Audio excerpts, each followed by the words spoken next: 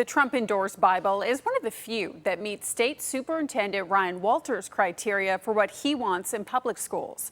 News Channel 8's Tanya Motorzycki joins us now live after speaking with advocacy groups that say Bibles in schools are illegal. Tanya. Brenna, an advocacy group for separation of church and state, says what State Superintendent Ryan Walters is doing is unconstitutional. She says public schools should remain as schools and not become Sunday schools. She says she's disappointed in the Oklahoma State Department of Education enforcing this because they should want to educate students, not indoctrinate.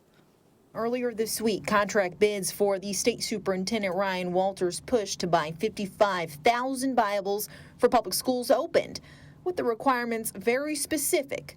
Rachel Lasser with Americans United for Separation of Church and State says no matter which Bible is picked, it's unconstitutional. It sure is looking a lot like the God Bless America Trump Bible because it's got the Pledge of Allegiance and the Bill of Rights and Constitution and Declaration of Independence all mixed together into one entity. Which is why her group and others like the Oklahoma ACLU are requesting documents from the Oklahoma State Department of Education to see receipts to see what OSDE is buying with your tax dollars. Lasser says the issue is not teaching about the Bible in classrooms, it's requiring teachers to teach from the Bible.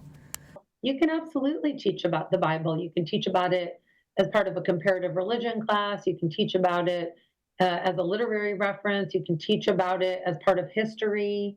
But what you can't do is preach instead of teach.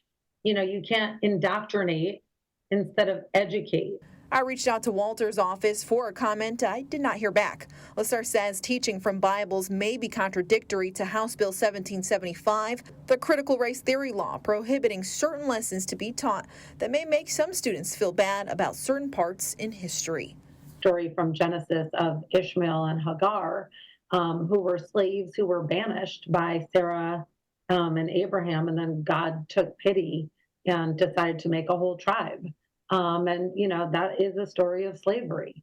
So, yes, the Bible is filled with stories that I think absolutely can make people feel bad, right? But that isn't reason not to teach about the Bible appropriately. Lasser says they are looking into legal action.